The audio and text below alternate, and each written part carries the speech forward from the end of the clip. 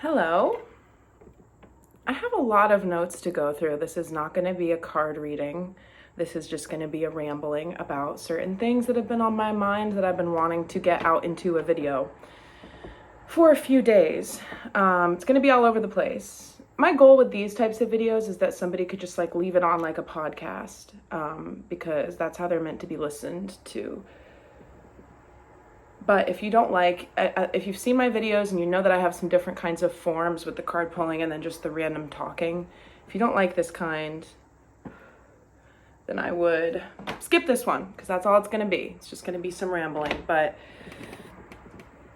a few important things that I want to just like go into detail about. So the first one, I was talking in the post that I put on the community page the other day about people feeling the energies differently. Of course, there's collective energies. We are a collective. And so we can look at different things that are affecting the collective, but how that shows up in everybody's individual lives is based on their own awareness and their own belief system. Of course, if you don't see certain things, then they won't be real for you. And then if you see other things, then they will be real for you. And this is how the world operates today, is by creating realities for people to live within. So I have a bunch of notes, but I don't want to get in the way of my own channeling either, which is like, I just trust.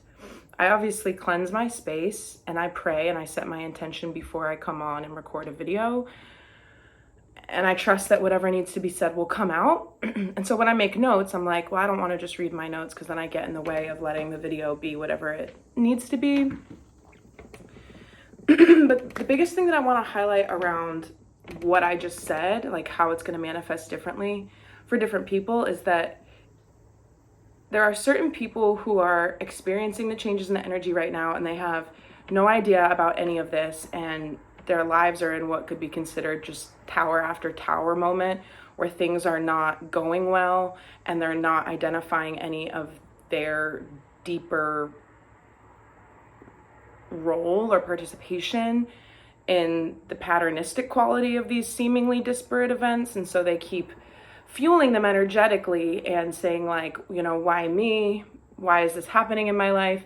So there could be that kind of, disengagement, but still part of the energies right now. And then there could be people who are entering like this energy cycle with like the awareness and the knowledge that there's something greater than them spiritually taking place. And maybe it's their like first awakening. Like I've talked in the past about having multiple like jump starts throughout my life for the past 15, 20 years where I like had accelerated times of spiritual healing or different periods of like, recluse and then expression or like awakening and dark night of the soul and all those different things. So this could be somebody's like first time with integrating a big spiritual awakening. And my biggest issue with the way that the internet and the spiritual community is set up is that it makes it seem like there's secret knowledge. It makes it seem like once you start to learn about something, someone else has the answers that you need or the information. And a lot of people are focused on like, what is the right report of, what is the accurate report of what's going on in the spiritual space. And I take issue with that because you don't need to pay anybody for any information. Again, the age of Aquarius, you can access that from within, but the world is littered with artificial methods of getting in touch with a lot of this stuff. Now, I'm not saying that there aren't like spiritual teachers who can sell you something and help you access your higher self via guided meditation. There's a lot of value in that, but there's a lot of really trash content out there too. And I don't take issue with anybody monetizing their gifts because everything is an energy exchange. And I will do that at some point, but I'm not ready to do that right now. And it's important to me that I create as much free information as possible as a foundation for everything else I'm going to do. Because if you think about how much time I've put into all these videos, like, it's just like, it's hours and hours of information, and I wish I could organize it somehow, because there's like little bits of like talking about male and female dynamics and relationships, and then I talk about mental health, and then this, and I know that all these videos from this year are going to end up just being like a foundational bundle. Not that I'll ever package and sell them, but I'm just saying, and I've said this before, the purpose of this channel is for me to document how I'm growing and evolving through different, dialings up, if you will, of my own gifts, because I've said it before, but I will just remind you that ever since I started doing this, the universe was like, oh, okay, we can channel collective messages through here, like through her here. Great, here they are. And I've been inundated, so it's a lot to like catch up with, because I had the intention to do it, but I didn't know how much it was going to change my my day-to-day experience. And it's what I want, it's what I'm meant to do, so it's all good, but it's a lot to acclimate to. So basically, between complete darkness, unawareness, no spiritual context, life is completely rooted in the 3D, doesn't see any bigger meaning to anything, or completely, totally expanded, enlightened, whatever. There's a spectrum, right? Anybody could be on any point within that spectrum, and it's unfair to define anybody's location as good or bad, right? We're just all on this path in different places, and the biggest message that I wish to impart is that when you were a child, if you remember being a kid and being in touch with different things and feeling like you could talk to trees or whatever, maybe you never had that true nature connection as a kid, but at least the make-believe quality, you were confident feeling the way you felt with the certain assumptions that you held as a kid without knowing why you thought the way you thought. So as an adult, especially with spiritual awakening, if you're feeling good about your energy and your intuition's telling you that you're on track, like, don't get caught up in ever needing to, I don't know, watch videos or read articles or anything where somebody's trying to tell you what the definitions of certain things are, basically. Because just like you were as a child, you can still be on track, and like aligned and in the know and on board with your ascension and with all the buzzwords, and you can still be just fine without knowing all of that, because a lot of that is noise and a lot of that is distracting, and a lot of that has truth in it, but it's very clickbaity, and there's always some undercurrent of fear-mongering, something to leave you off with, where you're going to want to have to go back and get more, right? More coursework, or more meditations, or more rituals to cast out black magic, the whole thing. I find this is why I haven't really partaken in an internet sphere with this type of stuff in a long time, because I'm like, I just don't even want to have a space in it, because I don't want to by taking up space in a community of people who talk about similar things online, I'm part of it, right? I'm writing myself into it, and I've been really cautious about that. But anyway, just putting out kind of a word around, like, you don't have to define and identify where you're at so much if you don't want to. If you do, then that's great. If you don't know how, you don't have to force that. And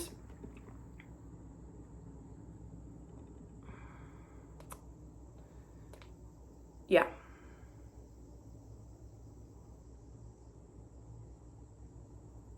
So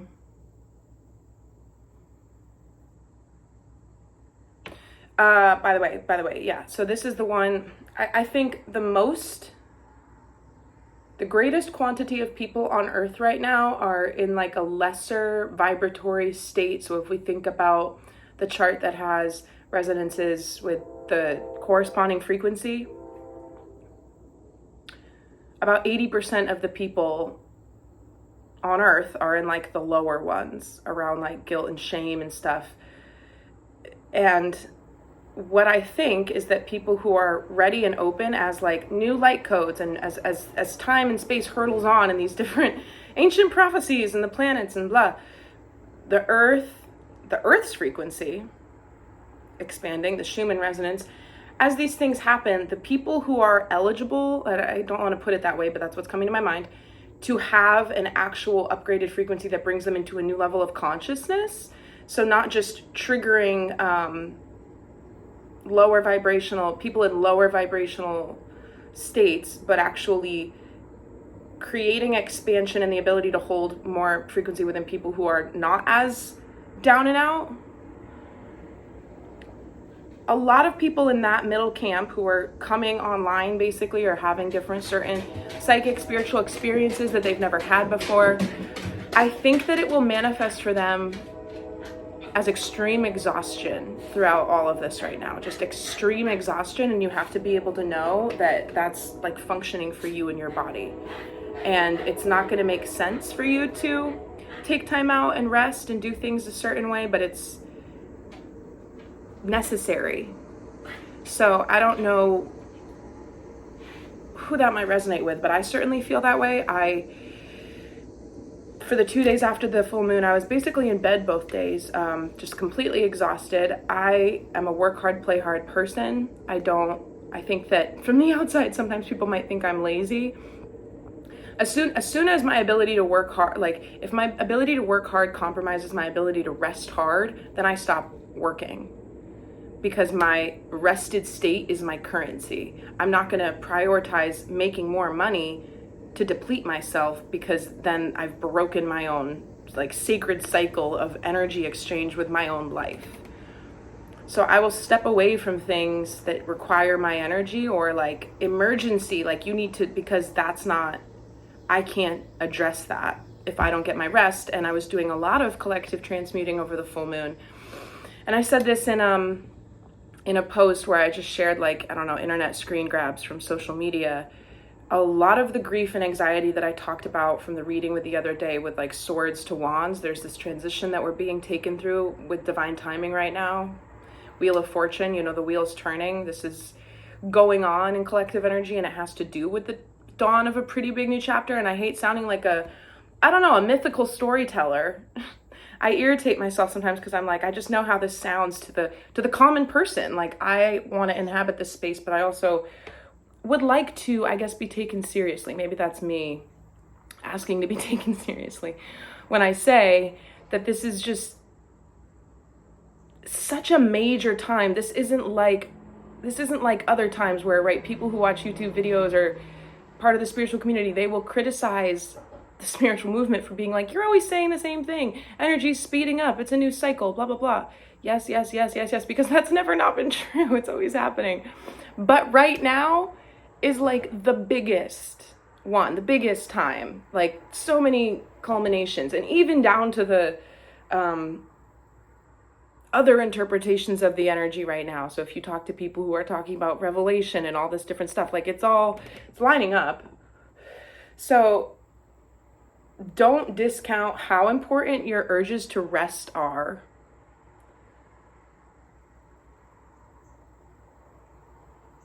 You don't have to explain yourself to anybody. If you need to do something a little bit differently and you get pushback, it's your chance to exercise your healthy, healed throat chakra. Well, I mean, it's all the chakras, right? Because if you feel guilt and that's a sacral thing, sacral energy. And I want to clarify something that I put in another reading, a post on the community page. At the end, I said, if you find yourself trying to convince yourself that something is for you, then it might be because you know deep down that it's not. Like, you already committed to something and it would be such a mess to back out of it. And so you can't deal with the thought of having to take that on and redirect and reroute. And so you're sitting there, asking friends like, it'll be good, right? This is I can make this work, right? You don't want to be in that situation. Of course, we can't ever see how something's going to pan out. And sometimes you do have to take leaps of blind faith in your life. But what I'm talking about more so is a situation that you can be in where you're trying to convince yourself of something. That's either one of two things. Either deep down you know that it's not right for you, or you're in the process of countering an instilled doubt or block that you've carried for a long time, and it's foreign to speak up to it. So maybe you're trying to give yourself permission to do something that's very healthy and normal and good, but you've always carried this belief for some reason that that's not like for you, or you're not deserving or worthy. So it could be one of two things. How are you going to know the difference? The issue with people who have been through a lot of crap with trusting their intuition is that sometimes they think intuition is what is the trauma response, or they confuse intuition for like the ego mind. It's a different way of communicating. It's a different way of hearing and listening to the truth, listening to the intuition. It speaks quieter, speaks softer, doesn't speak as sporadically. It's always there. It's not going to come out full-fledged with words. Mine doesn't, at least. That's what the ego does. It says, here's the reasons, and it pulls on the emotions. It's like a firmer thing. The intuition is the cool slate at the bottom of the riverbed. It doesn't move. The water, the mind, the water skimmers, the bugs on the top of the water, those are the layers of chatter that your mind contains, from the purely conscious thought that you're on the leading edge of as time passes, all the way down to what's actually going on at a spiritual root level within you. And most of the time, most people are not aware of that. I mean, how could you be? It's your subconscious. It has to do with integration and levels of like understanding your shadow side and what you've been through, how much you've dealt with your crap. And this has to do with what I've said the other day around like, there are levels of desperation along the spiritual awakening journey, not because this is a condemned thing that's connected to the devil or whatever people say. This is insane. But because in duality, in order to continue to open yourself to higher frequency and you have to deeply root into, kite and anchor again, trees with the roots and the canopy. In order to connect higher, you have to go deeper. What that is that it's your energy as it's showing up and tethered into this reality. It's creating an ability to fully exist in the 3D and everything that involves. So we live in a world where there's a really, really, really corrupted, misconstrued understanding of what it means to be a human in the 3D reality.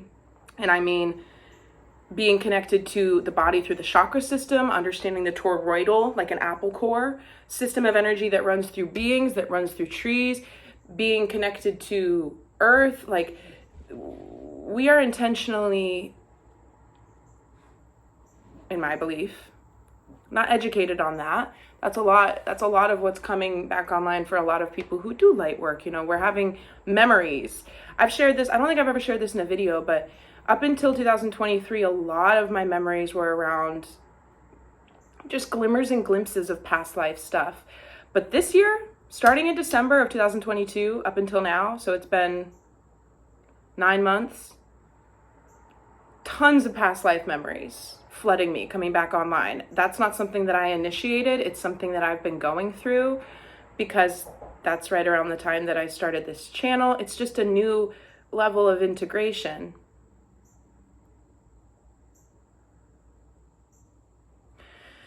But so for people to be fully rooted in this 3D physical reality, they need to understand what it is. And that's a lot of what I'm trying to clear up here with the energy stuff, thinking about energy matrices and the, you know, ancestors passing on just into a different, still in the same space, literally, just in a different vibration, again, with the guitar chord. And so if you kind of just pretend on Earth right now, pretend for hundreds and hundreds of years that we've been in this detached state where the human's ability to be in a spiritual space has been interrupted by these false structures that have shaped so many different unfoldings within the evolution of humanity. Now we're having this awakening that starts within the soul and the body, and like a natural contact to other parts of the energy matrices that bring in high vibrational light and frequency that changes the body and the DNA, and it opens up your ability to see things in the mind. You're using, and I talked about this in a video long ago, of like a glove that's not all the way on. That's how people incarnating on Earth have been for a long time. We come here and we're told things about how it is. And when you're a child and if you see people or you hear voices, you get shut down or medicated quite quickly. And then you live your life. And the reason why this time in history has been talked about for so many hundreds of years is because there's this unstoppable thing that's happening from the energy directly to the people. It doesn't have to do with Age of Capricorn, what we're exiting, where there's information and you learn from the world about the world. That is over. That is over. That was over with the great conjunction with Jupiter and Saturn in 2020.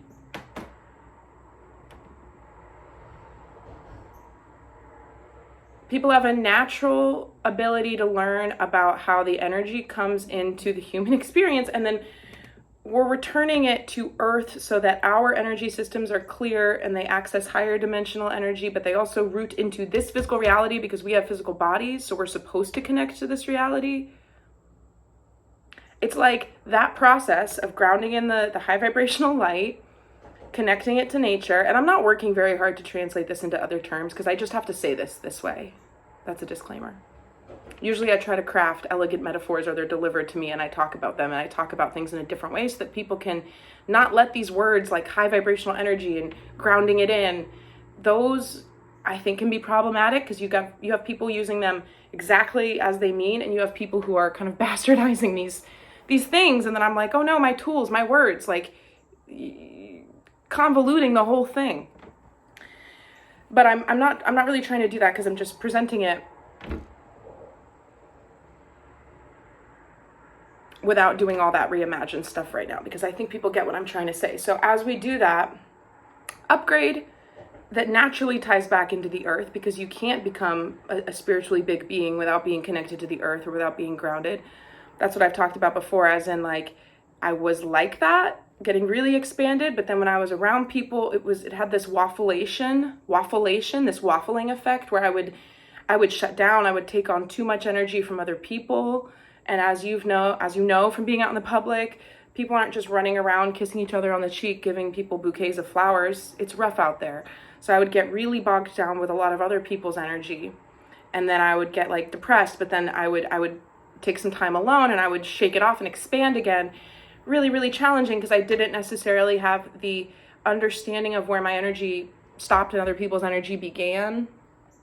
So I was also throughout that time doing a lot of transmutation for other people. So for instance, if people spent time around me, they would finish spending time with me and then feel really great, but I would be depressed, you know? So that was all part of understanding and feeling the boundaries of my own energy, which by the way is really big. So if I'm with people, it's not like I'm in a little Russian doll with my own aura. No, if I sit in a space, my aura can affect every single person. This isn't just me. A lot of the people who are going to gravitate to this channel are going to know what that experience is like. I didn't understand that when I was younger, that I could be so powerful. It's not like, oh, me. No, it's not like that. It has to do with self-care and knowing it's because I don't necessarily always want to be like that, right? Knowing how to work with your own personal energy and stay grounded and clear your energy. That comes with time and experience. And another thing I will say is that I will, in the near, somewhat short-term future, but I do not know when until I'm actually moved to do it, 23 on the clock, I will kind of reopen personal sessions that I offer with people. And it's really important to know that for me, as somebody who's a channel and comes through with collective messages, I will always talk about my own experience because me as Mariah in my life, I'm part of the collective. When I get collective messages to transmit for other people, I bring up my own experiences a lot because my angels and my guides will show me memories from my own life that are a perfect, example of what I'm trying to bring through and explain for the collective. I also have a really deep past life understanding of the importance of storytelling. I've been a storyteller and a maker, right? I'm a creative soul. And I have been. I haven't shared this in a few videos, so I'll just remind of it again. A lot of my past lives have to do with my hands, with making, and also with seeing. Prophesizing, like this has been a part of my soul for a long time, which is why I'm here doing this. Because I'm like, in my life, in my mind, I'm like, I don't know how it's supposed to go, but there's something just that I'm trusting because I'm being led somewhere throughout all this. And my point in saying that is that when I do come on and do sessions for an individual, you would not hear anything about my stories. The reason why I tell stories about my life on the channel is because number one, it helps you understand the application of some of the more woo-woo stuff that I'm saying in a real world way. But number two, in a tribal sense, long ago, we had storytellers. We had we had elders that communicated lessons and morals to the children through stories. We told stories. And again, going back to the world and these systems that have sought to divide us from our true nature by giving us information that we've blindly accepted and integrated and integrated and integrated, and all of a sudden we're a little bit stuck here.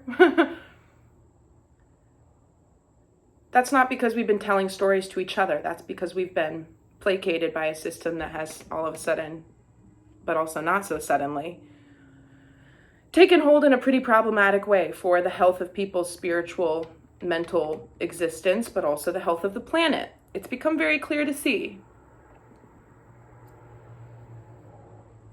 So the storytelling for me is kind of a coming home to being like, I am interested in hearing what other people have to say. That's how we understand what's going on in the world, is talking to the people around us and listening to what they experience.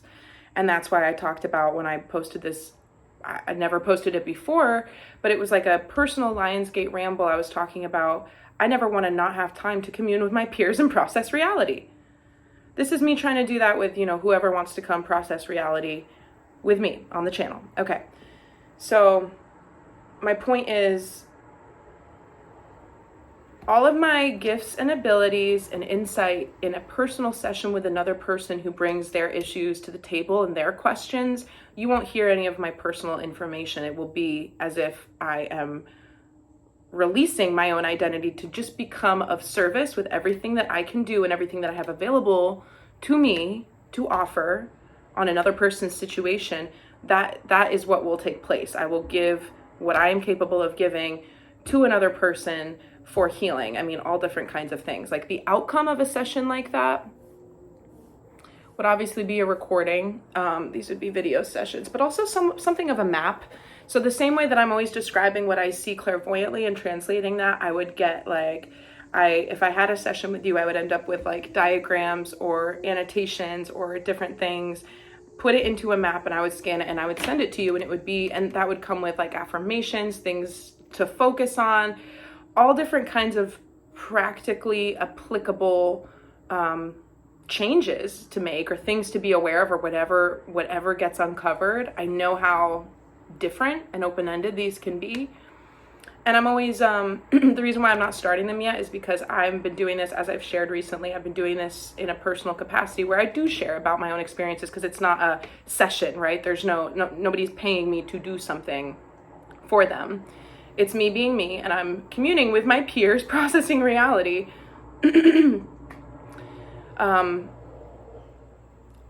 I'd like to acclimate to some of the newer things that I've been experiencing psychically for a longer amount of time before I'm comfortable opening up to sessions. But I just wanted to say that if you in the future ever were to utilize me for a session for healing, I would be showing up to that much more differently than I do here. All right. So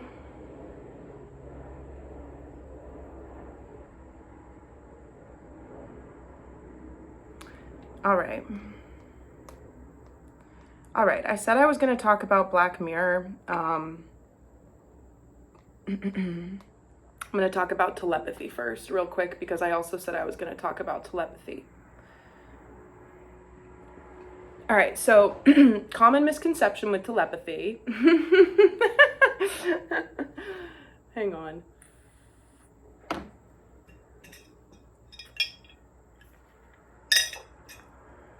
Telepathy, what is it? You can hear people's thoughts. Maybe, yeah. That's how we understand what telepathy is.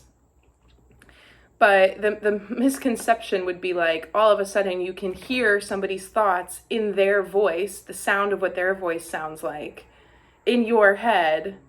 It's not like that. It's like how I talk about the intuition being this thing that's not going to be like, here's the guidance, right? And sometimes when people think they're following their intuition, they're actually sinking into that gut feeling that's their fight or flight that's misled, because they're reacting to a threat or something that's conditioned that is no longer a threat, but they're, right, the water going in the path less traveled. You have to unstuck the impulse from the trauma response and connect it to the intuition, which is something that I can help people with eventually when I give sessions, something I've had to do myself. So telepathy. I would say that one of the first, two really good examples that I'll share for the purposes of today's video. Introductory experiences with connecting and strengthening my ability to be telepathic. Number one, being with a partner. Everybody knows that you kind of develop a telepathic ability when you're with your partner, like you're just reaching for your phone and then they call you. It's because just like when you're in your home, the reason why I'm so big on keeping a home, well, number one, I'm a Cancer, but number two, it's the extension, and there's a lot of research available about this in like Eastern philosophy. The home is an extension of the human body. It's your bigger home. It's like your shell if you were a hermit crab. You have your little fleshy body, which is your real physical human body, and then you have this external home. And the reason why it can be a reflection of the body is because the house never goes anywhere, right? I enter the house, I'm always coming up my stairs, I'm always turning right, I'm always going straight ahead. It's not like the house reconfigures itself every time I come home.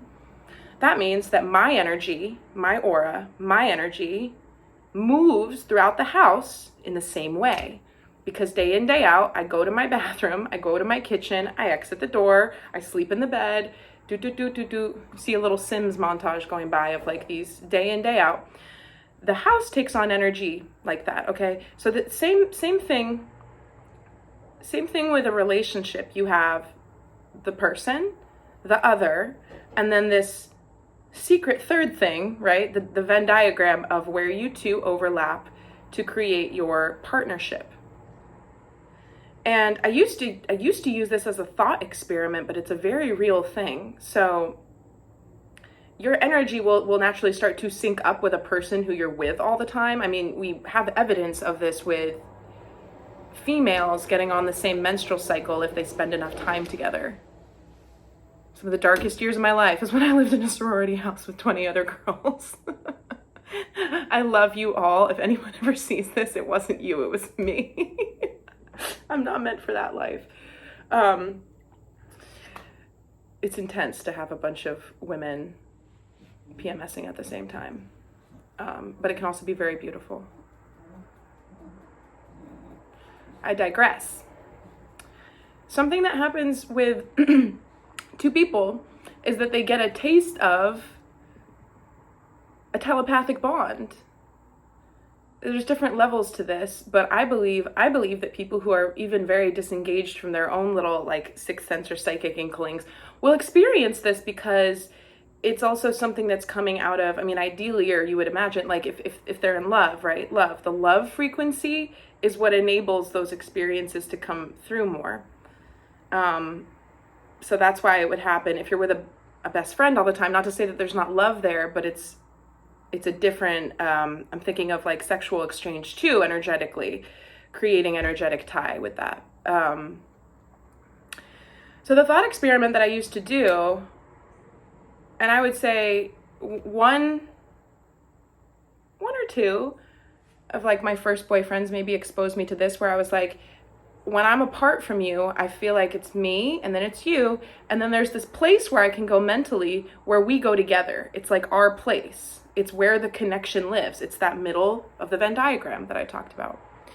But I could actually go there. I could actually go there and access it. And at the time, I didn't know this, but what I was describing was the 5D connection. So the ability to tap into somebody else's energy remotely. That's what I've been describing even long before I knew that that's what it was. And whoever the partner was, they'd be like, oh yeah, I know what you're talking about. And maybe they did, maybe they didn't. I know that some of them did, some of them didn't. But I mean, this is a little personal, but this is honestly why I felt like my relationship that I ended somewhat recently was not for me, because I started to go to that place and I was alone there. And I brought that up to my partner. I said, I go to the place where we share in our connection and I'm alone there. I feel like you're not with me anymore in this space. So that's I don't know. That's like the beginnings of how I experienced what you could call telepathy.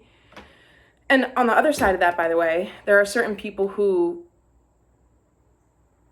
you may not have a connection within the real world, but if you were to have some type of Venn diagram with them where you can go into a blank room in your mind's eye, and that's the only two people on earth who can access this little thought experiment room would be you two.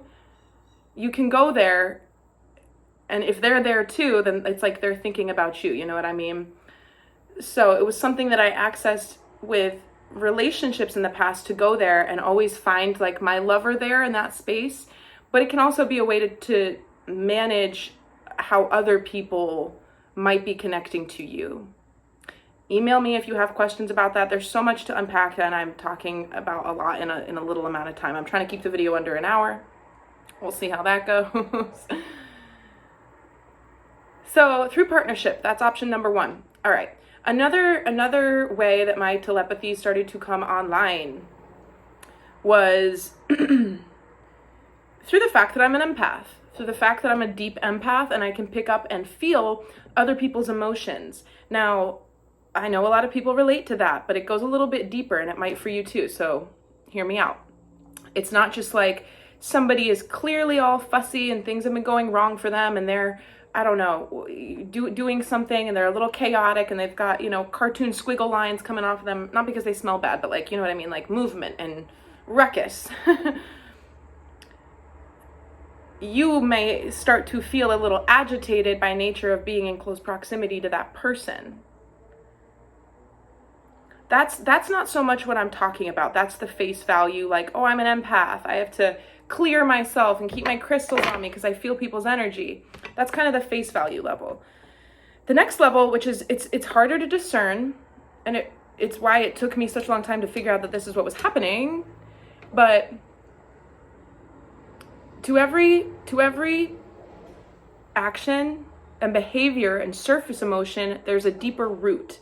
It's the tether within the twisty that makes it more foundational, where a person might not be able to acknowledge that they're acting on, the basis of trauma from when they were a child, and then it twists together with situation and time and blah, blah, blah, and it becomes this outward expression of how they repeatedly act in the world, but actually it's a way of being that's based off of a deeper, unacknowledged block within them. It could be inherited, it could be ancestral, bloodline. We inherit these personality things or these deficiencies, right? Or it could be instilled and conditioned, or it could be observed where you taught yourself to be a certain way because you thought that it was the right way. Regardless, it's not always going to be how somebody's behavior appears on the outside. It's not always going to be that you can tell and see what the root is, but that is what I started to get telepathically from other people around me. And I want to talk about it as far as what I shared the other day, where I'm going to be talking a little bit more about sensations in the body that accompany psychic understanding, because it's incredibly important. And it goes into mind, body, spirit, and how these things all work. Something happens energetically. It's like a little ding, ding, little interaction with my energy field, but it translates from the energetic level into my body, and then I'll feel something physically. So what that might look like is that if I'm with somebody and I say something, they may say, great, sounds good. But in my solar plexus, I get this little like plummet. You know that feeling where you get bad news and you're like, like almost like butterflies, but it feels like this agitation. If I get that right away after even if they say sounds great, I know that on a root level, they're not comfortable expressing some amount of discomfort with what I just said, because the energy shifted in such a way that made me uncomfortable in my solar plexus, which is about like confidence and sense of self. Compromised feeling in that energy center is what I felt in that moment when they said something that violated their own chakra system, because when you're going against your inclination from the inside, could be speaking your truth or honoring, your inner sun. When you go against that, it manifests as not processing the energy. You're not metabolizing the energy through the body in a healthy way. And I will pick up on that. So then it will lead me to, and people do this all the time. They just don't know that this is what is happening. Then I would be like, Are you sure that day works for you? We can do it any day. I'm flexible. We can do it any day. Just let me know. And they'll say, no. It's great. They may not even know that they may be in such a habit of compromising something that they don't even know that they have an opportunity to even say what's on their mind. They may not even realize that they don't actually want to do it. So this is how deep it goes, and it's very important why you should never do any like unsolicited legwork energetically or emotionally on behalf of other people, because I'm trying to fix a situation that's not mine to fix. I can't go burrowing through that person's energy and mind and chakras and figure out why they're not being, because they don't even know. This is why it's really destabilizing to be a highly sensitive person coming online. It's really hard to understand what's happening at any given moment, because when you become capable of seeing it on multiple levels, there's going to be a dissonance between how people interact with you and say that they're interacting with you and what they actually do and why they're actually doing it. If somebody can't show up and tell you how they feel, just because you can tell that they're not able to do that, it doesn't mean that you need to coax that out of them in any way. Now, I didn't always know that. And sometimes I would go digging for the truth, because I was like, I feel like you're not, I said before, I can smell dishonesty. I mean, it's not really a smell. It's like the air has like an artificial, aroma of like packing peanuts or something styrofoamy, and there will be this film or this plane of like almost like on a shiny device of some kind, and you peel off the film and the glass is really shiny. It's like how it looks before the plastic is peeled off. There's a film.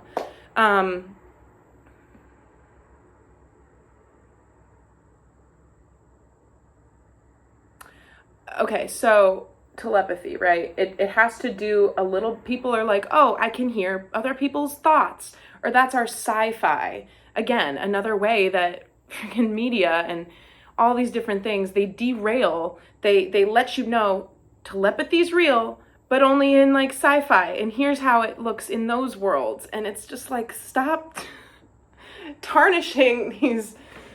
It's so frustrating. It's like more and more hoops to jump through, right? You Google the quantum realm and the first result says it's a fictional Marvel Studios universe. Like, get out of here. I'm sick of it. The other story that I was going to tell that has to do with this type of thing, it was a period of my life where I was like, almost like I thought, I just kind of submitted, and I was like, yep, I'm crazy. I had a hard time when I was in school. I had to leave and return, and I fell out of step with my peers, and I lost all my friends, and I went into a deeply hermit-esque place where it was just no makeup, t-shirts and sweatpants, pretty much all day, every day, no interest in getting to know other people. I just at that point wanted to get the hell out of there and do what I had to do. And not that I was unhappy or curmudgeonly, or I was perfectly fine being that way, but that's just what I fell into. And so I was alone a lot. And whenever I'm alone a lot, I go through periods of deep spiritual expansion, because there's less energy that I need to sort through in order to make sense of my own world. But at the same time, it can lead me to, or in the past, it led me to get a little bit untethered. That's what I was talking about with raising your vibration, but failing to remain grounded. So I would get a little bit too, expanded without having the ability to root it into the 3D, or maybe ground it through my lower chakras. So I was at school, and I was walking behind, down a hall, walking behind one of my professors and one of my fellow classmates. And they were 50 feet ahead of me, and they were having a somewhat private conversation, but they chose to have it in the hallway. You know what I mean? I wasn't invading on anybody's, I was just behind them. They were walking, could hear what they were saying. Now, as they were walking and I was listening to what they were saying, they were bringing up something that had happened 45 minutes earlier in a class that we were all in together. And I had my own thoughts about this incident. I was not going to get involved, not my business. But I had my own thoughts about what they were talking about. And I was having those thoughts, and I remember thinking about their thoughts, and then it was almost like if I were to speak up, I would say like, I hear you, but I also kind of think this, right? Because in an academic setting, debate is welcome. It's not personal. You're allowed to kind of explain and support your points of view. Not even in an academic setting. That should be how it is, no matter what. that we're allowed to disagree with each other without disliking each other. I am not my ideas. You can dislike my ideas without disliking me. Unfortunately, a lot of people will end up disliking my ideas and then they will end up disliking me, and that horrifies me, but at the same time, it's okay. It is what it is, and it will happen to everybody who chooses to go out on a limb. Not to imply I'm doing something big and bold and vulnerable, but it doesn't matter. Oh my gosh. I started to workshop the ideas that I was hearing with my own ideas, and as I did that, because I have such a visual mind, I imagined their ideas coming into my brain, and those were 2 strings, and my idea was the 3rd string, and I imagined it coming into my mind, and I braided my string into their 2 strings, these 2 people having a conversation. I was listening to them, and it's not like I was like, I'm going to do a fun thought experiment. This is just what happened in my brain, okay? I was listening, and I braided their ideas into my idea, and I kind of just let it come into my brain. As I was walking behind them, as they were having this conversation, they abruptly both started saying, like, what were you just saying? Did you just say this? I can't remember what, they got really confused to the point where the student to the professor, the student even said, like, I feel like I just don't know what I said to you. Like, I'm kind of embarrassed. Like, the student literally asked the professor, am I being weird right now? It just became the most awkward, situation. And I know that this sounds crazy, but what I feel like happened is that my kind of entertaining of the fact that I had this role in their conversation, I sort of took their thoughts and I weaved them into something that made sense because I had something to say about it, but I wasn't interested in getting involved in a real physical 3D way in that conversation, and almost like hijacked all the thoughts and took them and braided them into my strands such that they were left with nothing. And I know it sounds crazy, but I've been in other little weird mental tangos like that. I basically was at a point where I was like, I believe that that's what happened because I already believe that I'm crazy and nobody gets me and I was in this hermit mode and blah, blah, blah. But looking back on that, I feel like that was important for me to experience. I do think that that's what happened. If you know about quantum entanglement, you know that electrons that are here with us on Earth can interact with, spooky action at a distance, ones that are light years away, right? Space and time is an illusion. Everything's actually all happening right here, interconnectedness. The way that electrons can interact and show acknowledgement of one another, even when they're very far apart, lets us know that everything is connected. How can everything be connected if it's infinite? Through a fractal. So, I started to realize that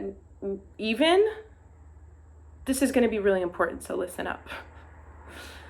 Even the things that happen inside your own mind, if I was walking behind them and I was like, I wish they would shut up. These people they suck. Those private thoughts in my own mind still have an effect on them. If I never say that out loud, hey, by the way, I think you suck. I would never do that. But if I was thinking that, because come on, everybody thinks, this is why we get triggered and we have judgments. And even if you're a great person to everybody in your life, think about how you see a really stupid piece of news about somebody famous and you're like, what an idiot. What an asshole. Everybody has that thing inside, right? It's this triggerable thing around our own ego, how we navigate and rank ourselves compared to other people. Through weird little experiences like that, it became apparent to me how powerful my inner monologue is and how I wanted to clean it up.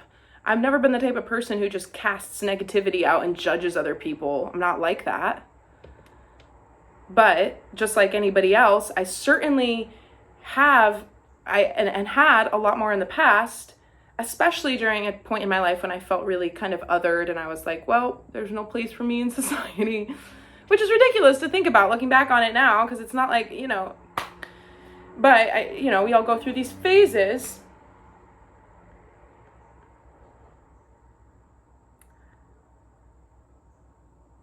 Just because you can think whatever you want in your own mind doesn't mean you should. If you have a lot of negative thoughts about other people, you should ask yourself why and where that's coming from, because 110% of the time it's actually telling you about you, less about them. And if you really want to go there, the reason why they're even in front of you for you to be able to witness this thing that you don't like is because the universe is saying, like, here's another chance to detangle it, you know? How much more kindly can you be to physical manifestations of your own deficiency, right? Because the mirror and the holographic self, we continue to be confronted with parts of ourselves that we don't like through experience and other people until we can stop speaking unkindly of them, and then we can not have the thing within us. Like, I'm not saying that you have to be fake inside your own mind either and just be like, wow, what a beautiful, you know. I'm almost thinking like PC versus like how people would talk at the company meeting versus how they would gossip off the clock. I'm not saying you have to have this like pristine inner dialogue that only sprinkles light and magic upon other people, but why isn't that your natural state of being? Why don't you look out, and if something's horribly wrong, you wouldn't, you know, judge, and you would try to have a lot of empathy. Like, honestly, I get into kind of debate all the time. That's an exaggeration, but with people around like homelessness and drug addicts and all this stuff, and people are like, well, they fucked up their own life, and I'm kind of like, sometimes you're born into conditions where you don't have any lateral, you know, and they are victims. They didn't get to choose as much as we did. You can't just point fingers at those people and say that it's their fault, because then there's the like, oh well, I guess they're all dooms. Like, I don't like that. But I think that I'm getting a little bit farther away from what I was going to go on to, and I'm at 55 minutes, so I'm going to change gears just a little bit. That was just a little bit about telepathy, and I want to summarize the telepathy thing by saying two things.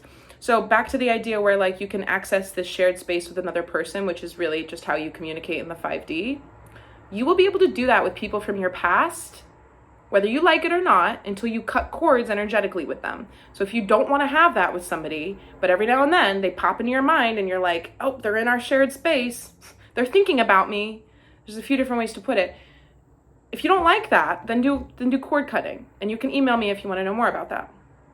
Or Google videos. There's tons of information about it on the internet. The other thing is that it's not going to come online immediately. It's going to be gradual. It might start to confuse you. So you might be becoming more telepathic if you're more irritable after being with people. Right? Somebody might not immediately connect those two, but I'm telling you from experience that sometimes you can go through, it's like you feel naked energetically. If you become more aware of your own energy, then you'll become aware of other people's energy. And so it kind of all feels like this other thing, you know, where you're getting these sensations. So it just has to do with protection spiritually, making sure that you say something similar to this at the end of every day. Take a little piece of selenite, or do this around a drain or a window so that you can release it out the window. I do this when I'm driving. I release the window. I send the energy out. You would say something like this: at this time, I release any and all energy that does not belong to me to the universe, for the universe, to make it whole. I release anything that does not belong to me, and I call back all my personal power. And I seal my energy and I protect it. Thank you, angels, guides, saints, and ancestors for protecting my energy, keeping me grounded, helping me to release anything that does not belong to me. In the name of Jesus Christ, amen. And so it is. And then you push it down the drain. And just literally your belief, your visualization, and being able to see a big cloud of crap, that if you're feeling heavy, right, if to visualize it flying out the window or going down the drain, that will take care of it. Seriously, start to imagine how powerful your visualizations are within the realm of moving energy. Because if your brain can attach to something visual, which is how we tend to, our eyeballs perceiving light going into the brain, if you can create something outside of yourself that you see and you're tracking, it makes sense of it so that your energy will facilitate like the release and the separation and the pushing out. And it helps angels and guides do it too, because they'll take care of you, but you become more attuned with how clearing works, I guess. Okay.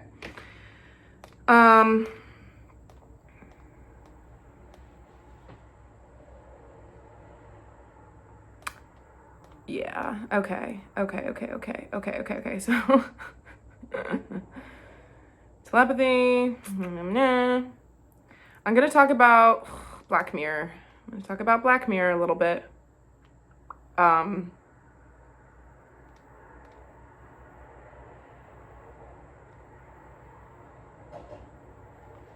on. Thank you for your patience.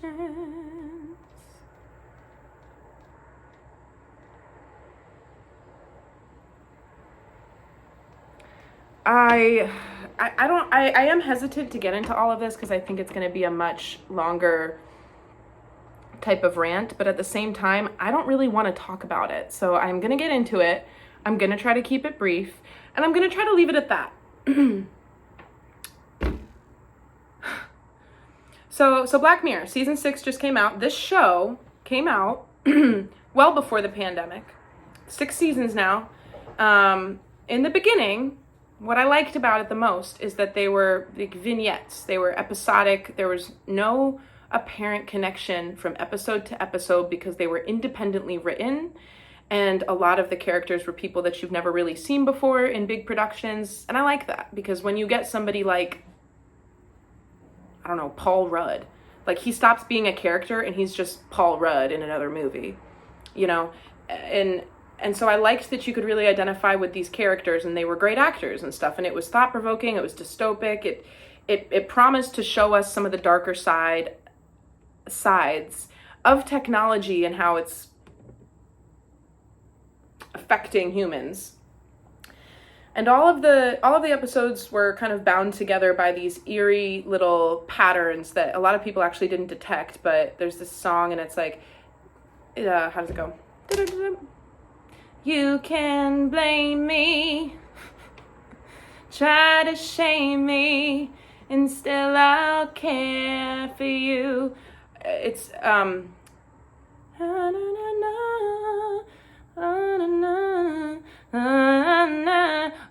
but anyone who knows what love is will understand. That song, for some reason, plays throughout a lot of the different episodes. And so some of maybe the producers or the directors are the same, and they like to imply that there's this kind of other dystopic universe, almost like in a multiverse. All of these different episodes take place in different worlds that are almost like parallel universes to ours, but just a half shade different, right? Because if everything that you can ever imagine of exists, because space and time is infinite and it all is kind of just creation, God, energy, creation is just trying to realize itself by manifesting into these different worlds, then there are some that are remarkably close to ours, down to the fact that maybe there's somebody who looks just like you, but they're a little different. It's kind of like Black Mirror is showing you these strands of the multiverse that are our world adjacent. And they actually did a very good job. No, I'm back up. They were very intentional about showing you that the world that the episode took place in was not our world. They were intentional about showing you that it was not our world. And I will be talking about this more when I get into my Barbie breakdown, because of what I've said before with Barbie choosing to use the company name Mattel. When they do that, they're showing you this movie takes place in your world. So episode 1 of season 6 is called Joan is Awful, and it stars Annie Murphy, whom I love because I love Schitt's Creek. She's great. But spoiler alert, I'll have to say, because I don't know how much I'm going to say, and I just don't want to ruin it or tell people it's not a spoiler and then ruin it. So spoiler alert about the new season of Black Mirror.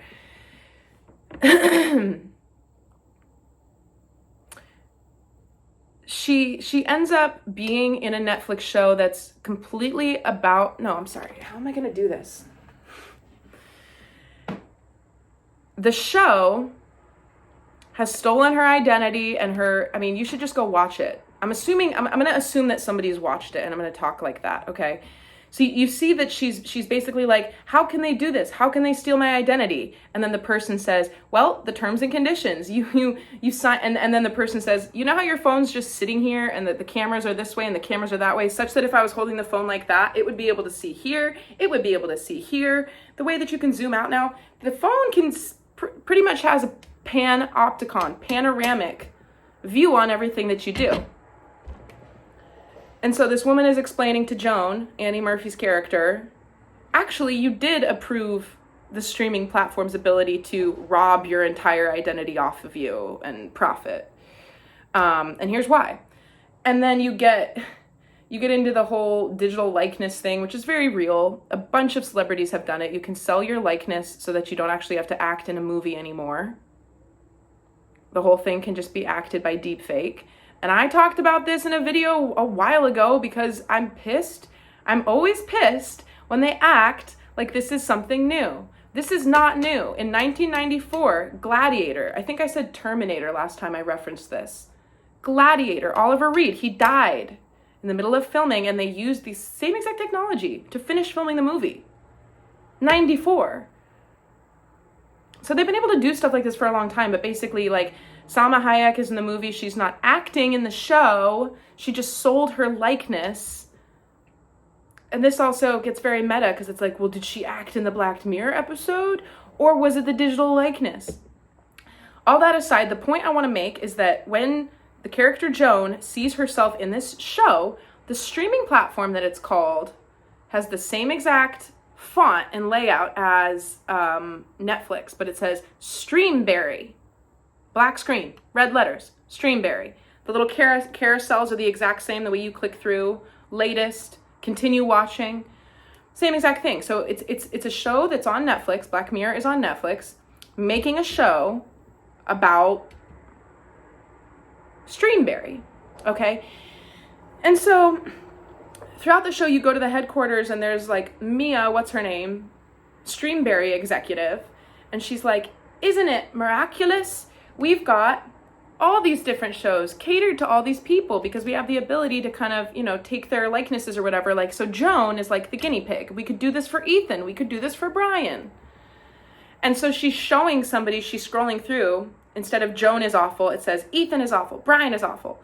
And the person says like, why negative? And she's saying, well, we found that people are a lot more enthralled by their shortcomings. There's something tragically enticing and psychologically gripping that drives engagement when we air negative.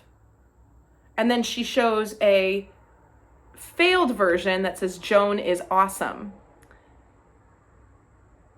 And I'm going to put on the screen grabs from this part of the show so that you can see what I'm talking about in the way that it's portrayed in the show, because it gets weirder and how it gets weirder. So basically she's saying like, human component aside, they don't care if it's life ruining, blah, blah, blah. It's all about engagement. And oops, well, we tried to make positive content. People didn't like it. People like to get sucked down the rabbit hole because of the fact that, as I've said before, it's very hard for people to decide to be neutral or decide to be positive. This is why people love gossiping and why we band together over tragedy and stuff, is because it's an addictive frequency.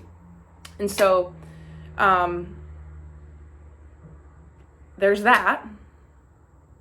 And then later, I was not watching that show anymore. I was with my friend, and when you let the TV kind of go to sleep, and so it'll start to be like, okay, put a pin in that. Another thing that's driving me crazy, it's so easy to see these days. Remember Johnny Depp and Amber Heard, big trial, abuse, divorce, blah, blah, blah. People followed it.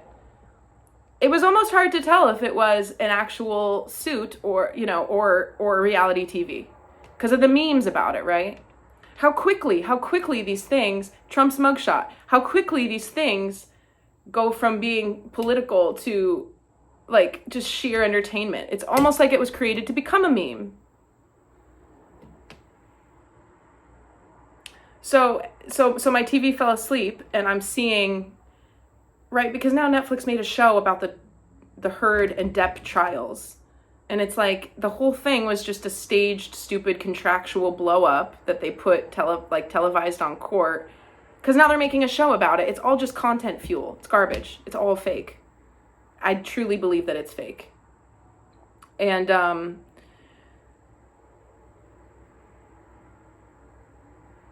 so that's floating by, right? The screen fell asleep. It's showing you what's available to watch. And one of them floated by and it said, "Who is Aaron Carter?" And it wasn't like Aaron Carter, like the boy band singer. It was just this woman leaning over the counter, like on a computer or something. And it said, "Who is Aaron Carter?" The font that it said, "Who is Aaron Carter" in, and the layout was the same as the Joan is Awful from the show. And it makes me think about a meme I saw that's like, media thinks it can just keep inventing random famous people and I'm not going to notice. Like, exactly. Have you ever seen those clickbait articles where it's like, Rebecca Dilgaboba doesn't want a divorce after all? And you're like, well, I can imagine somebody who is not, I don't know, maybe they're like out of the loop. They're like, oh, I should read about that because I don't know who that is. Like, okay, so the show kind of functions like that. Who is Aaron Carter? Like, perhaps it's a show about some, I don't know, mundane existence, and it's this girl, and that's why it's going to be relatable. But my point is, it was almost like it was demonstrating this weird thing where she's talking about the quantum computer in Joan is Awful being able to immediately write all these shows that are directly reflecting everybody who's going to consume them's reality. And then outside of that experience, in my real life, sitting on my couch looking at the TV screen, I see something that resembles, like, real trippy. I just wanted to point that out. And I, again, will put the photos on the screen so you can see what I'm talking about.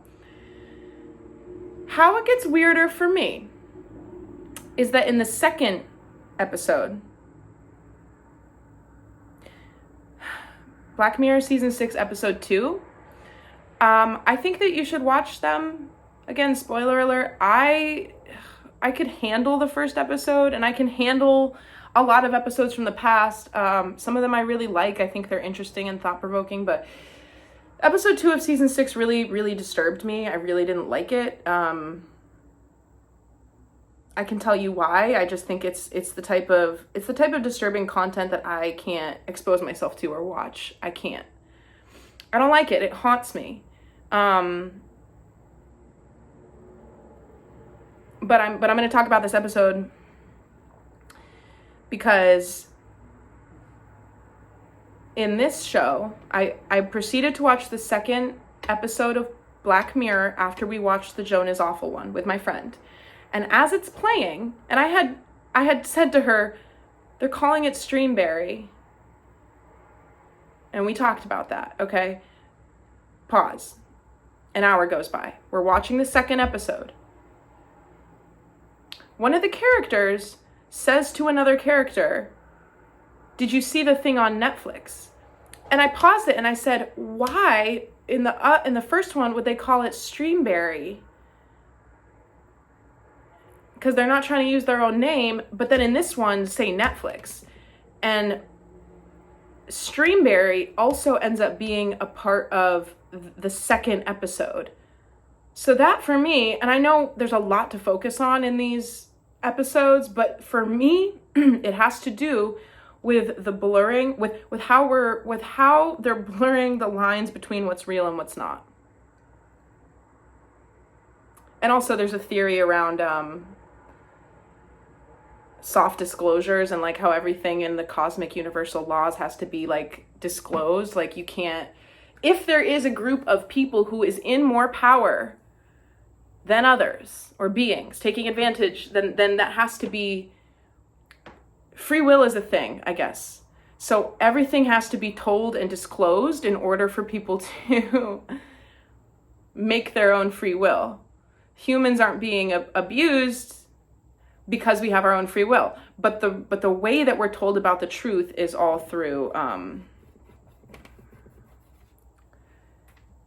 like these secrecy, like, again, it takes me back to this quote that's like, the world is not ruled by word and information, the world is ruled by symbol and picture, symbol and color and picture. So I was saying, why on earth would they even make something up called Streamberry? if they're saying Netflix, what they're telling me is that in the reality that the second episode takes place in, both exist, Streamberry and Netflix. Now, I have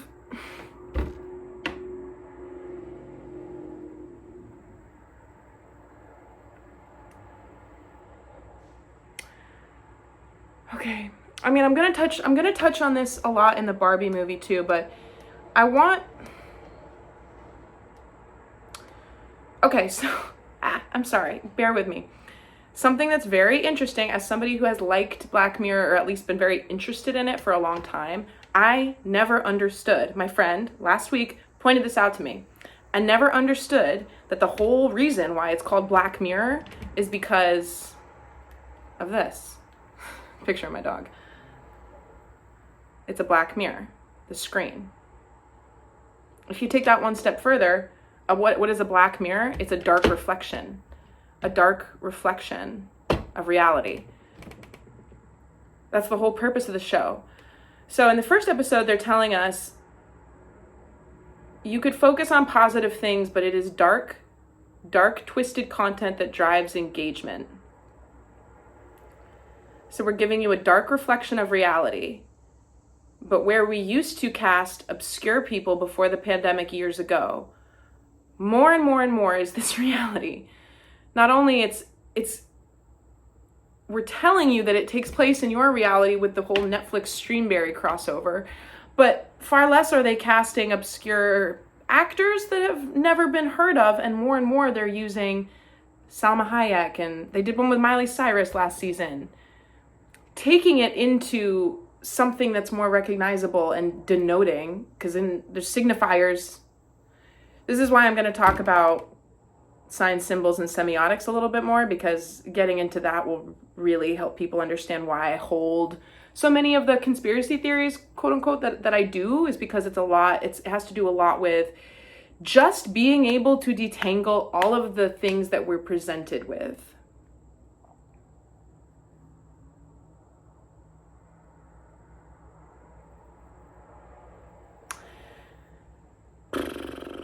And so the second episode was very disturbing for me. I've talked about how I have a very shallow threshold for disturbing content. A lot of people are really obsessed with disturbing content, and I've never understood that, especially because when it comes to like timelines and like astral travel and stuff, like I've had firsthand experiences of being basically stuck in a dream, right? In different realities. Like I think about one in particular, would have made a wonderful TV show. But for me, I was lucid in a dream for what felt like a few years. I had this, 2 years ago. This astral travel experience. Basically, it was a ship that was going somewhere, and it was such a long journey that we were living on the ship for years. And we were like captive crew with uniforms, and we had duties and we had jobs, but it was just incredibly harsh conditions. People were really, really abused. Somebody didn't obey orders next to me. But there was this futuristic thing. Their face, they were just absolutely destroyed by a blowtorch. Just skin becoming molten. Like the things that I saw in that dream that felt like as tangible as this reality. And what I took to mean from that is that it was some like dystopic, like sometimes in the astral, if you have spiritual gifts, you might do like mission work in the astral where you go and like help people in another realm. Like sometimes I have dreams, and one that comes to mind is like I was helping people out of this accident, this wreckage. It was like I flew in like an angel in my dream, and I was just like, I have no bearing on this reality. Like I'm just here to help. And I was pulling people out of these derailed train cars. I believe that there's something real that goes on with that. I know I do a lot of work in my dreams, and a lot of people I know resonate with that. But this was more so, I don't know, I take violence and torture and all that stuff, I take it really seriously because I don't want any more of it, like it affects me. And like, it's really dark. And the reason why I take issue with it is because there's a lot of people on earth who have really dark impulses today. And I don't think we need to be showing people anymore than is already on Earth. And I think that, like, there's an interview with Ted Bundy when he's in jail talking about the correlation between all of the violent men that he's come to know when he's in prison and pornography. He says, without a doubt, every single one of these men is deeply obsessed with pornography. And I think about, okay, so one person, on the one hand, someone might say, if somebody has like a kink or a sexual perversion, they're allowed to express it if they're not hurting anybody. Some people believe that. And I suppose I believe that too. I'm more in the camp of understanding why it's there in the first place and trying to heal that so that they can have a healthy expression of sexual energy. Because a lot of the conflicts in the world right now come down to unhealthy expression of sexual energy. I don't like the idea of people using dark stuff as entertainment, as like to get off sexually, like degradation porn, because this highlights the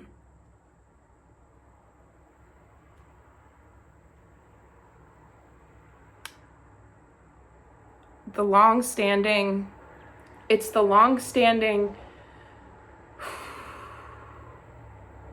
human wound between masculine energy and feminine energy. So you actually have a lot of men who just deeply hate women. It can be the incel stuff, which I'll talk about with the Barbie video as well, because a lot of people commented around is Ken an incel? And it means, if you don't know, involuntarily celibate men who just resent women because women are, I don't know, stuck up and won't sleep with them. That's a whole camp of people. There's a lot of men who hate women because of unhealed mother wounds, and there's a lot of women who hate men. There's kind of on both sides this deep-seated rage for the other born out of misunderstandings, but also these 100-year-old core wounds. So when I talk about collective energy, I also will talk about the masculine collective and the feminine collective. And the fact that so many people love, because it's not that bad, right? Somebody could watch the show and be like, yeah, that's pretty dark and twisted. But as far as how graphic it is, it's not that bad. It's just that as far as what I can tolerate and what I want to consume goes, I would like, and I said to my friend the whole time, I kept pausing it and I said, is there a jump scare? Am I going to be okay? Because I'm like a baby. Like, I'm not, but it's just that I know it's not that I can't handle the truth and the scary stuff. It's that my brain will spit back out imagery for, I don't know, potentially months to come. To be honest, and I don't want that. I want to be I take care of what goes into my brain because my brain's very colorful and I don't want to keep seeing that. I don't want to keep thinking about that. I don't want to have a dream about that. And there's a show called The Boys on Amazon Prime. It's kind of this superhero thing. And I could do a whole takedown on that show too. Good show. But there's one clip where one of the guys gets basically just dragged on the pavement really quickly until his body is eroded into bloody stumps. And I did not like that. And when I watched it, I was like, ew, and I had to shield my eyes. But what I didn't know is that imagery, it popped back up for me for months to come. That was like last year or the year before that I saw that, and it still haunts me. So that's why I have to be really careful. I think that happens for a lot of people, but people don't realize how sensitive they are.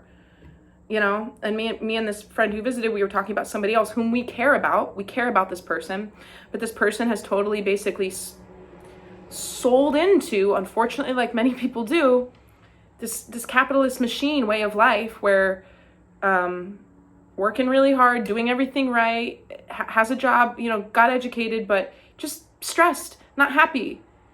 To be honest, has a little bit of a pill problem, you know, or a lot of people end up having these unhealthy things like alcoholism or drugs or whatever it is, or codependent relationships to be able to deal with the world, to cope.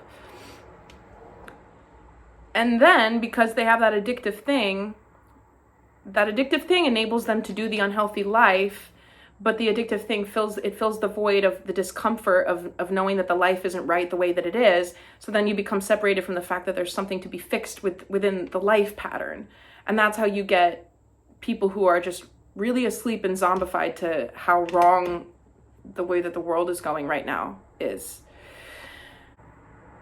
My hand is shaking. Like, I know how serious this stuff is. I want to talk about the male-female core wounds, but not on this video because it's already an hour and 25 minutes. What I'd like to talk about is, actually, I think I can bring this back. So I said this back in June. I think a lot of the collective healing that's taking place right now and kind of the dawn of this new period for humanity has to do with the masculine collective. That can be the masculine polarity of every individual. It can be men on earth. And it also has to do with like this, the masculine polarity of nature and the masculine polarity of the collective. So if you were to actually, if we were to put, and this is again, gender, you choose you do you. It's energy. Male and female, energy in 2 columns. I'm sorry, 4 columns. Unhealed male, unhealed feminine, healed feminine. If I were to fill that out, which I can, I'll do that at some point, and I'll talk about this more later because this is just going to be the jumping off point to a different kind of video at a different time because there's just so much that needs to be said. If I were to fill out all 4 columns of what it looks like to embody unhealed masculine energy and healed masculine energy, unhealed feminine energy and healed feminine energy, I would be able to show you how society and then how different, like historical, how there's been this breakdown where everything that's wrong with society actually has to do with the unhealed polarities of both.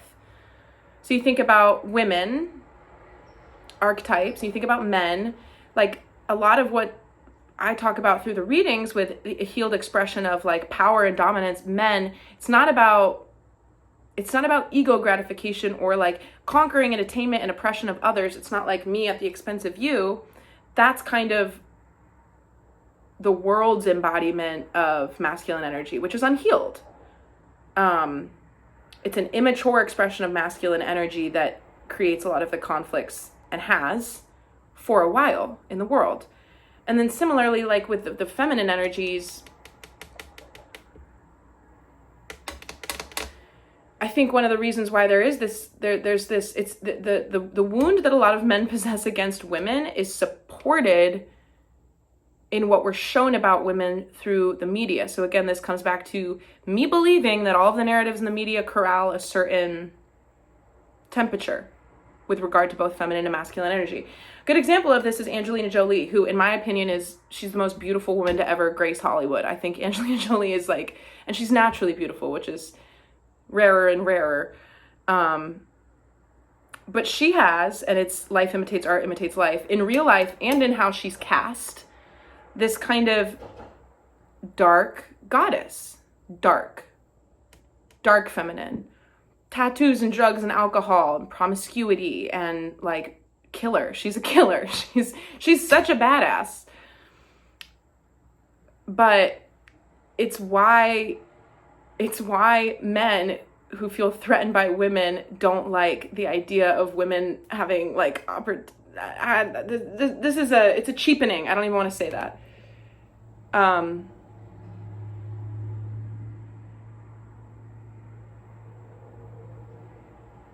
Okay, all right. I'm not going to go into all that because I will at some point. I'm not bypassing some of the stuff that I just got into. It just deserves a different video at a different time. What I do want to say is that even with the purging of nature around, like, I believe that the masculine collective is healing because I believe that the feminine collective is healing. Something that has to happen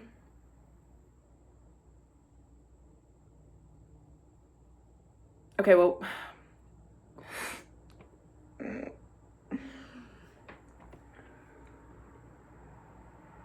this has to do also with sexual energy as life force energy, going back to the expression of sexual energy. I will talk a lot more about that at a different time. It is so important. And it's very complicated.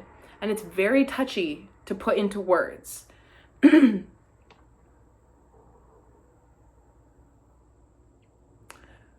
For right now's purposes,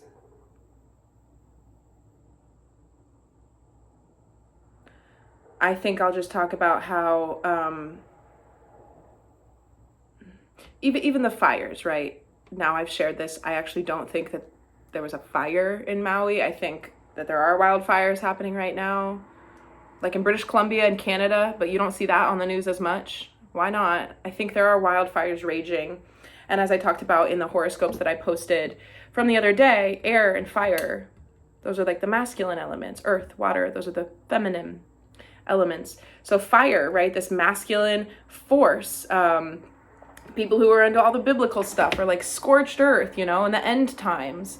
I do think that there are fires. I don't think that Maui was one, but my point is even nature, right, is having this purging and this clearing out around the masculine energy to restore something that is naturally coming back into balance, that has been out of balance for a long time. This is how you get into like the dark ages, golden age, bronze age, silver age, all of those types of rhetoric around spiritual passages. But okay, so I think that, yeah, it'll have to be another video. I will just wrap up and say I was having a conversation with a friend the other day, and the friend who I watched Black Mirror with, female, my age, the friend that I was talking to the other day is a man. He's 53. I have a diverse friend group. I'm an old soul. I commune with many different kinds of people. Talking to him, and him talking about two women that he's involved with, and talking about how he was actually voicing to me some of his frustrations with them and how he's tried to communicate with them, how they were actually embodying of kind of like dark feminine bypassy energy, manipulative, and all of these different things, like what Angelina Jolie, right, embodies, like can get away with anything, like, they, in my opinion, and I said to him, you're actually taking up space in a very healthy way in your dynamic with her and in your dynamic with her. They're not taking accountability for how they're showing up. They say they're doing things a certain way, but it seems like their actions are not. When there's a difference between how somebody says they're going to be and how somebody actually is, they're kidding themselves too at that point. It means that they probably think that they're doing things a certain way, but they haven't, caught up to their own healing or accountability. And he was kind of accepting what I was saying while we were talking about that, but then kind of going to a place of like, and so I don't even bother, just going to go ghost on that. I don't even want to talk to, that doesn't even matter. And I was saying, hold on. What you're doing by not going overboard, right, or enabling, doing extra work, as a man who can see things from a lens of love and kindness, healed masculine energy, for you to possess that, be able to see these two different relationships that you have with these two different women through that lens, but then say, I get it, so then fuck, it doesn't matter. I'm just going to take my information and walk on. I said, no. It's rare to have, it's not so rare, but it gets less press, right? The healed masculine. I said, it's rare to have a man like you who can see this for what it is. It's even rarer to have somebody that will actually sit there and not block their own throat chakra and reiterate your boundary and your truth to those women. So I'm saying this because I see this as like kind of the next step for the male collective. There's a lot of men, and again, this is just energy. You could be, I don't know, a woman who just identifies as like masculine energy. A lot of men who see it, but aren't willing to say it yet. And like take that how it resonates. But I was saying to him, like, you can, even if they won't hear it, it's not about them hearing it, it's about you saying it. Because when you don't say it, it's a blocking of the throat chakra and the energy. So I just wanted to share that as well because that plays into it. I think we're going to need, there's a reason why a lot of the leaders, I guess, in a spiritual movement right now are female. There's tons of male people out there, but it's majority female because the female leads in the spiritual and the male leads in the other way. So, but that's complicated too because there's also this lead for I mean, I'm going like all off on like Kundalini and different kinds of things with, I don't want to go there. I think that's it for today. If you listen to this, thanks for sitting with me and letting me air all that out.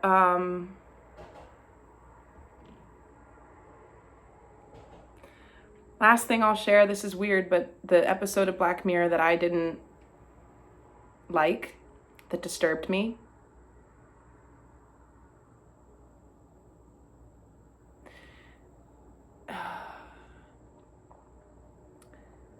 well, I actually went to school with the girl that plays the lead in that episode, so that made it more weird because I was saying, like, I liked it when they use people that you've never seen in anything before so that you can really relate to the character and be like, it's that character, not like, it's Halle Berry trying to place, you know.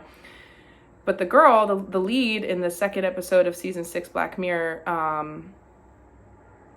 yeah, I went to school with her a few years ago. It's the weird thing about going to one of the best musical theater, you know, schools in the country, in America. It's because that's happened a few times now. Somebody I went to school with is on a show called Riverdale, and then Bridgerton now. But and I didn't really know her, but she has like braids in the show. When she was at school, she was bald, and I was also bald for a period of time when I was in school. So we had this strange, unspoken, like, bald girl connection. Yeah, okay, so earlier in this video, I got a little emotional, kind of choked up talking about transmuting on the full moon and what I'm feeling in the collective. The reason why I take issue with the way that that show went is because there's a lot more people than you would think out there in the world today who have some dark stuff going on. I'm not saying it's all of the freak show things that people talk about with, I don't know, what the elites are doing. I'm not saying that. I'm saying the people around you on a day-to-day basis. There's a lot of darkness in the world. And the issue that I'm going to touch on in a future video is that I kind of think that, just like with programming and conditioning with anything else, I think a lot of programming that comes out encourages people to be dark and twisted. One of the examples of that, I think that there's this encouraged, one of the worst things, and don't get me wrong here, okay? Like, pedophilia is wrong. One of the worst things, right? To abuse or harm a child. But then I think culture actually does a lot to dangle young children in front of society in a sexualized way. I think there's a lot of really problematic stuff that's not being talked about that creates a lot of people who have a lot of shame. And I think it's a lot more common than not. They have a lot of like darkness and therefore shame. So I'm not going to go into that completely today. But as an energy reader, what I was talking about before with the telepathy, being able to identify those root things, I'm sharing this with you based on that, being able to go out in public and feel people for where they're at a root level. You know, even like casting 30-year-olds. If there's ever like a movie or a show where they're teenagers, the actors will be like 30.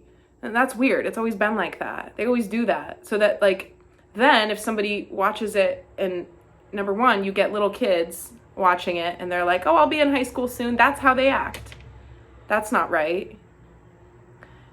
But then you also get adults looking at other adults, but they're pretending to be kids. And then you forge this relationship between, like, oh, teenagers, they're dangerous and they like to misbehave and they're horny. Like, you get this, there's so much that's really wrong.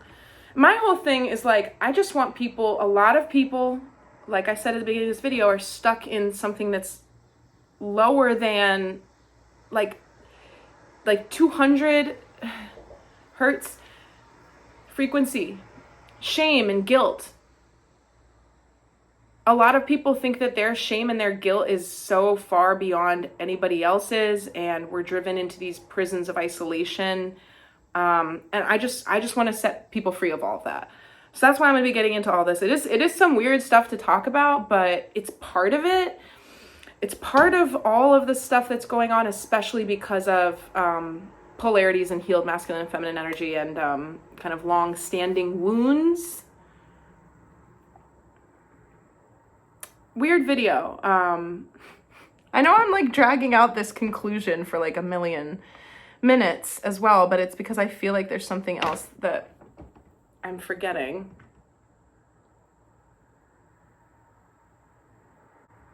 I don't think so.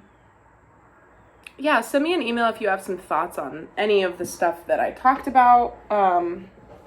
As I've said before, I'm not claiming to know any more than anybody else. I'm just somebody who's interested in processing information and getting messages out to the collective, and I'm following the